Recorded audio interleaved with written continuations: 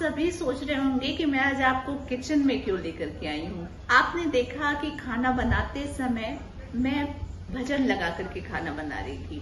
तो एक्चुअली में जब भी हम खाना बनाते हैं या खाना खाते हैं तो किस भाव से खाना बनाया गया है और किस भाव से खाया गया है, इन चीजों की बहुत अधिक महत्ता है। इसी कारण जब भी हम गुरुद्वारे जाते हैं या मंदिर में जाकर के भोजन ग्रहण करते हैं तो उस खाने का या उस लंगर का स्वाद ही अलग होता है, क्योंकि कहीं ना कहीं उसमें परमात्म तत्व या परमात्मा का नाम समाहित होता है। इवन मंदिर का जल भी जो पूजा के समय उपयोग किया जाता है, जब हम उस जल को ही पीते हैं तो उसमें एक अलग सी मिठास हमको अनुभव होती है, क्योंकि उसमें परमात्मा का नाम होता है। तो क्यों ना हम अपने रोजाना के खाना बनाने का नियम यह बना लें कि हम उसे परमात्मा की याद में बनाएं, क्योंकि यह कहा जाता है कि जैसा अन्न वैसा मन। जिस भाव से हम अन्न बनाते हैं और उसे ग्रहण करते हैं, उसी से हमारा मन भी बनता है। इसी कारण हमें हमारी मदर के हाथ का बनाया हुआ खाना हमेशा स्वाद से भरा हुआ लगता है, क्योंकि माँ के बनाए हुए खाने में कहीं ना कहीं उनका प्यार वात्सल्य का भाव उसके साथ जुड़ा हुआ रहता है। इसी कारण माँ के हाथ के खाने के जैसा स्वाद हमको कहीं नहीं मिलता है।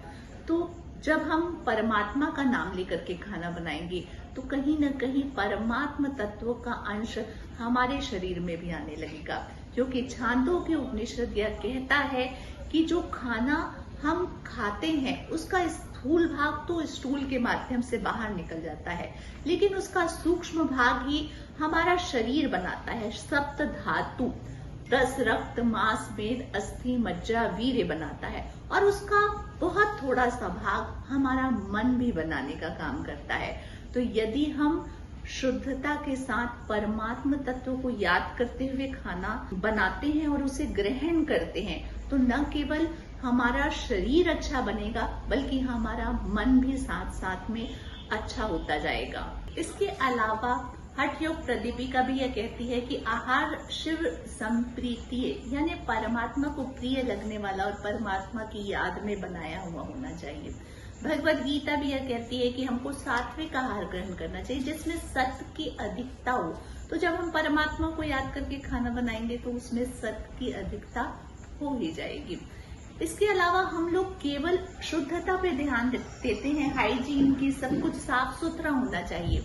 हम अपने मन की शुद्धता पर, अपने मनोभाव पर ध्यान नहीं देते कि किस भावना के साथ हम खाना बनाते हैं। यदि हम गुस्से से खाना बना रहे हैं तो खाना का स्वाद के साथ साथ खाने की गुणवत्ता में भी परिवर्तन आ जाएगा, क्योंकि वही हमारा मन भी बनाएगा।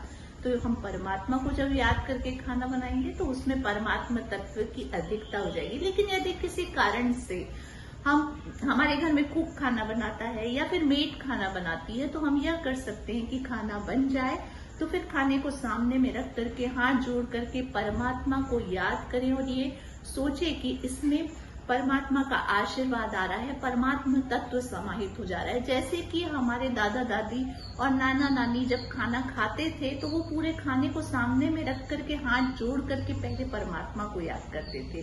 तो वैसे ही हम भी करें कि खाना बनाते समय और खाना खाते समय दोनों ही समय परमात्मा को याद करके उसकी याद में खाना खाएं। आपको ये वीडियो पसंद आया हो तो और भी लोगों के साथ शेयर कीजिए, और मैं इस चैनल के माध्यम से शारीरिक, मानसिक, सामाजिक और आध्यात्मिक स्वास्थ्य से संबंधित वीडियोस अपलोड करती रहती हूँ, तो मुझसे जुड़े रहिए। Thank you so much.